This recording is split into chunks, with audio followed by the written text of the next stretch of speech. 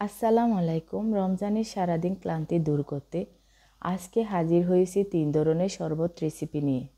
ভিডিওটি শেষ পর্যন্ত দেখার অনুরোধ রইল এবং ভিডিওটি ভালো লাগলে চ্যানেলটি সাবস্ক্রাইব করবেন। প্রথমে দেখাচ্ছি পুদিনা পাতার শরবত। এই জন্য নিয়েছি পরিমাণ মতো চিনি, ধুয়ে রাখা পুদিনা পাতা, একটি লেবু, পরিমাণ মতো ঠান্ডা পানি এবং বিট লবণ। এখন পুদিনা পাতাগুলো ধুয়ে ব্লেন্ডারে দিয়ে দিলাম। 3 টেবিল চামচ চিনি দিব।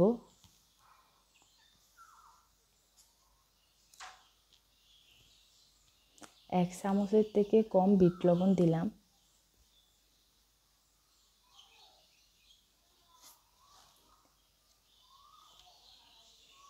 এইখানে অবশ্যই একটি লেবুর রস দিতে হবে।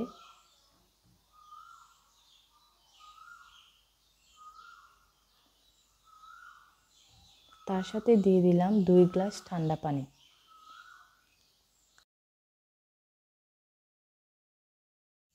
আপনারা চাইলে এখানে বরফের টুকরাও দিতে পারেন।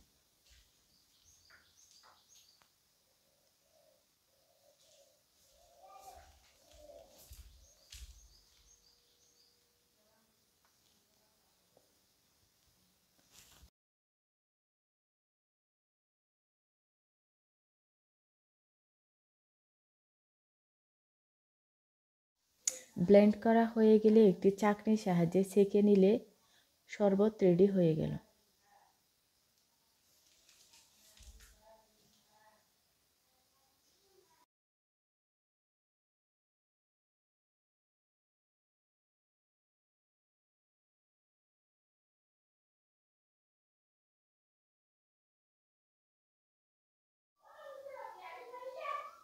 এখন করে দেখাচ্ছি কমলার জুস। এই জন্য ব্লেন্ডারে 2টি খোসা ছাড়ানো কমলা দিলাম, চিনি দিলাম 2 টেবিল চামচ, 1 টেবিল চামচ বিট লবণ,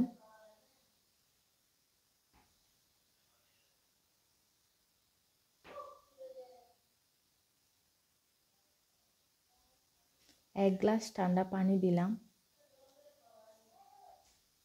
কারণ কমলার মধ্যে প্রচুর পরিমাণ পানি রয়েছে, তাই পানির পরিমাণটা কম দিলাম। অর্ধেক লেবুর রস দিয়ে ভালো করে ব্লেন্ড করে নিতে হবে।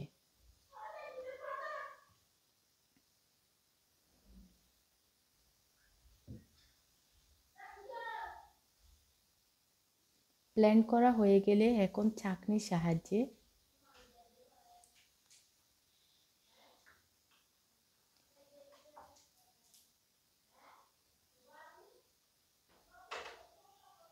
ছেঁকে নিলে আমাদের কমলার জুস রেডি।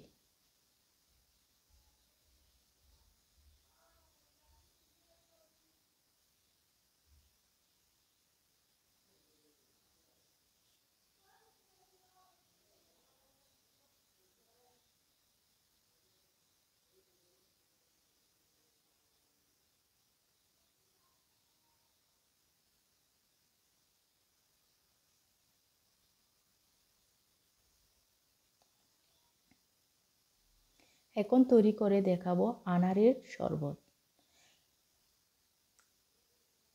একটি খোসা ছাড়ানো আনার,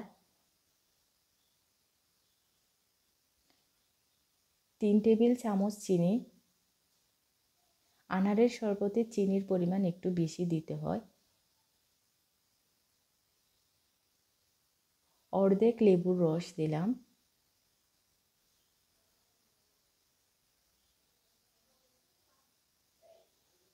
দিয়ে দিলাম পরিমাণ মতো ঠান্ডা পানি। ভালো করে ব্লেন্ড করা হয়ে গেলে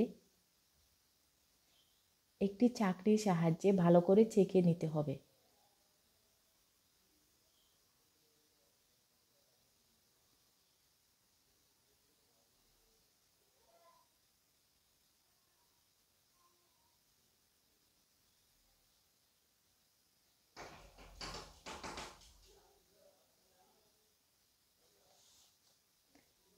ছেঁকে নিলে হয়ে গেল আমার আনারের শরবত রেডি।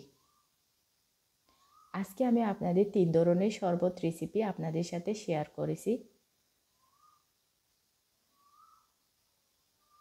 পরবর্তীতে আরও নতুন নতুন রেসিপি নিয়ে হাজির হব। সেই সাথে আমি বিদায় নিচ্ছি আজকে।